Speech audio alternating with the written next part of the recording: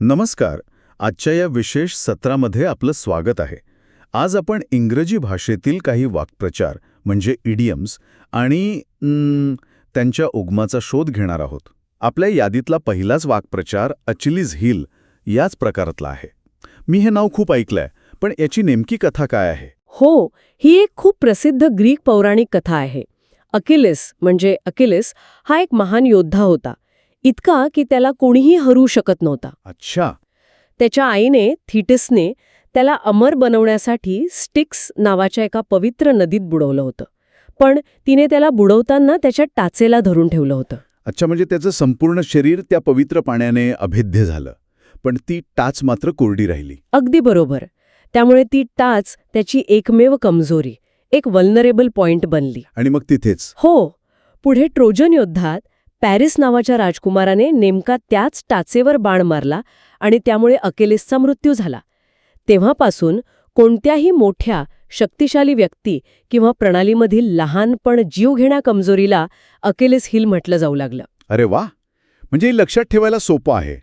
कल्पना करा की एक लोखंडी चिलकट आहे जे कुठेच तुटत नाही, पण फक्त टाचेजवळ एक लहानसं छिद्र आहे. तीच त्याची कमजोरी. बरोबर.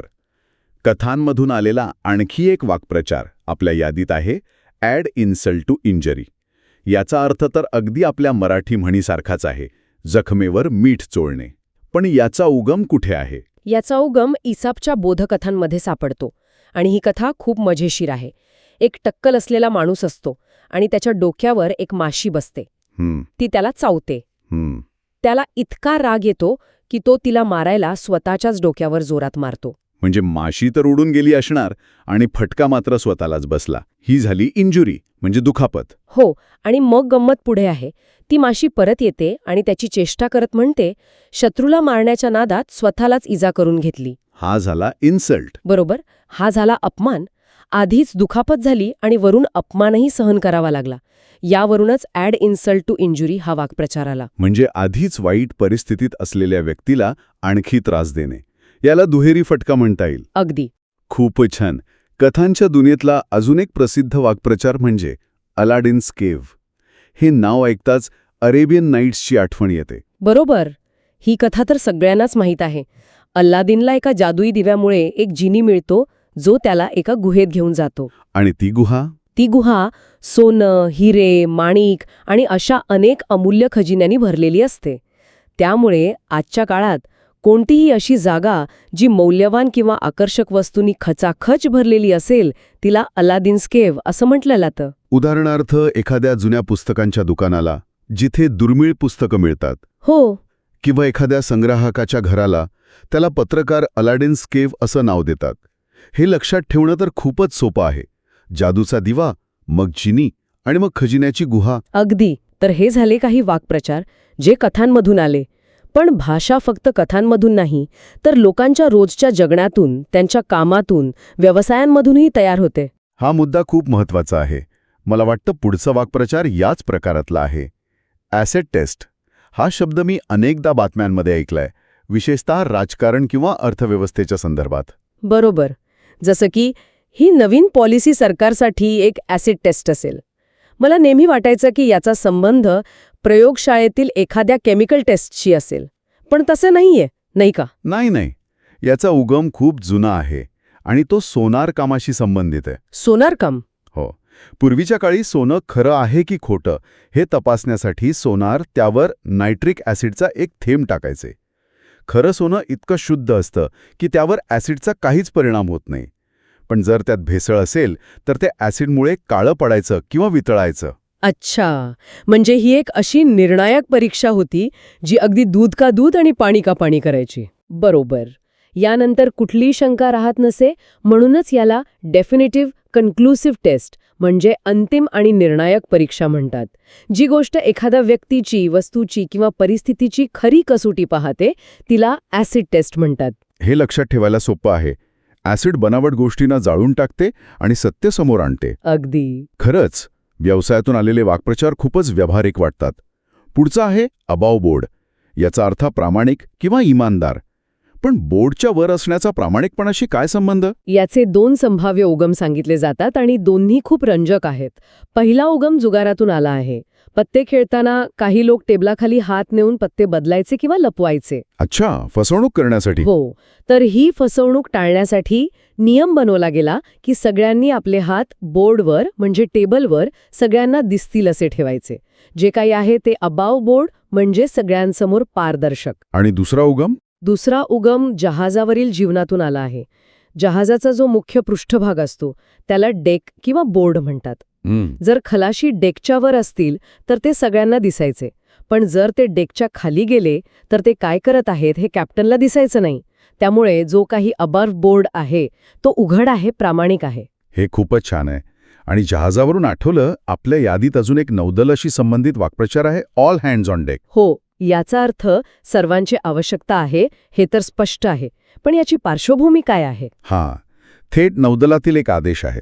समुद्रात जेव्हा अचानक वादळ यायचं किंवा शत्रूचं जहाज दिसायचं तेव्हा जहाजावर आणीबाणीची परिस्थिती निर्माण व्हायची. अशावेळी captain all hands on deck असा आदेश द्यायचा. हँड्स हा शब्द खलाशांसाठी वापरला जायचा.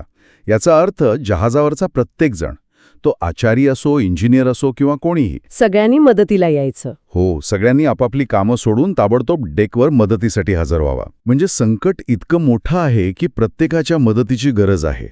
याला आजच्या काळात आपण एखाद्या मोठ्या प्रोजेक्टच्या डेडलाईनच्या वेळी वापरू शकतो. अगदी, it's all hands on deck this week. बरोबर. आता पुढचा वाक्प्रचार सुद्धा रोजच्या जीवनातल्या एका अनुभवावरून आला आहे. अलाइव्ह अँड किकिंग म्हणजे जिवंत आणि तंदुरुस्त. हो, हा वाक्प्रचार ऐकायला खूप उत्साही वाटतो, पण याचा उगम थोडा अनपेक्षित आहे असं मी ऐकलंय. बरोबर. याचा मूळ उगम सुईणींच्या कामाशी जोडलेला आहे. जुन्या काळात जेव्हा बाळ जन्माला यायच्या आधी गर्भवती स्त्रीच्या पोटात हालचाल करायचं, लाथा मारायचं, म्हणजे किकिंग करायचं. हो, तेव्हा सुईण सांगायची की बाळ अलाइव्ह अँड किकिंग आहे, म्हणजे ते जिवंत आणि निरोगी आहे. ही एक खूप दिलासा देणारी गोष्ट असायची. अरे वाह, किती छान आणि सकारात्मक उगम आहे याचा. आणि हे लक्षात ठेवायला तर साधं तर्कशास्त्र आहे. जर तुम्ही लाथा मारत असाल तर तुम्ही नक्कीच जिवंत आहात आणि तुमच्यात ऊर्जा आहे. बरोबर. तर आपण पाहिलं की कथा आणि कामाच्या ठिकाणावरून भाषा कशी तयार होते. पण काही वाक्प्रचार तर मानवी स्वभावाच्या आणि मूलभूत संकल्पनांच्या इतक्या जवळचे असतात की ते जवळपास प्रत्येक भाषेत कोणत्या ना कोणत्या रूपात आढळतात. जसं की actions speak louder than words, शब्दांपेक्षा कृती श्रेष्ठ. हे तर आपण नेहमीच म्हणतो. हो. यामागे काही विशेष इतिहास आहे का? ही म्हण तशी खूप जुनी आहे, पण तिला प्रसिद्धी मिळाली ती अमेरिकेच्या इतिहासातील महत्त्वाच्या काळात. अब्राहम लिंकन यांनी या म्हणीचा खूप प्रभावी वापर केला होता. अच्छा. गृहयुद्धाच्या काळात अनेक नेते फक्त मोठी भाषणं द्यायचे, आश्वासनं द्यायचे. तेव्हा लिंकन यांनी लोकांना सांगितलं की नेत्यांच्या शब्दांवर जाऊ नका, त्यांच्या कृती बघा. ते जे बोलतात ते प्रत्यक्षात करतात का, हे जास्त महत्त्वाचं आहे. हे लक्षात ठेवण्यासाठी एक भौतिकशास्त्राची युक्ती सुचलीये. शब्द म्हणजे फक्त हवा, जे वजनाने हलके असतात, पण कृती म्हणजे शारीरिक हालचाल, जगात होणारा बदल, जो वजनाने जड असतो. बरोबर. आणि साहजिकच जड वस्तूंचा प्रभाव जास्त असतो. खूपच छान उपमा आहे. आणि याच प्रकारातला दुसरा वाक्प्रचार आहे add fuel to the fire, म्हणजे आगीत तेल ओतणे. हो, हे तर अगदी स्पष्ट आहे. पण गंमत म्हणजे ही म्हण रोमन काळापासून वापरली जाते. म्हणजे माणसाचा स्वभाव तेव्हाही तसाच होता. खरंय, वादविवाद किंवा भांडण हे आगीसारखं असतं आणि त्यात तुम्ही आणखी आरोप प्रत्यारोप केले तर ते प्रकरण अधिकच चिघळतं, जसं आगीत इंधन टाकल्यावर आग भडकते. बरोबर. आता एक वेगळा आपण मानवी स्वभावाशीच संबंधित वाक्प्रचार पाहूया. अ फ्लाय ऑन द वॉल म्हणजे छुपा पहारेकरी. म्हणजे एखाद्या बंद खोलीत काय चाललंय हे कोणाच्याही लक्षात न येता पाहण्याची किंवा ऐकण्याची इच्छा. पण माशीच का? अ स्पायडर ऑन द वॉल किंवा अ लिझर्ड ऑन द वॉल असं का नाही? हाच तर या वाक्यप्रचाराचा गाभा आहे. कोळी किंवा पालीकडे कदाचित आपलं लक्ष जाईल, पण माशी ती इतकी सामान्य आणि क्षुल्लक गोष्ट आहे की तिच्या अस्तित्वाची सहसा कोणी दखल घेत नाही. अच्छा. लोक तिच्यासमोर अगदी मोकळेपणाने बोलतात, जणू काही तिथे कोणीच नाहीये. त्यामुळे कोणाच्याही लक्षात न येता निरीक्षक बनायचं असेल तर माशी बनणं हा सर्वोत्तम पर्याय आहे.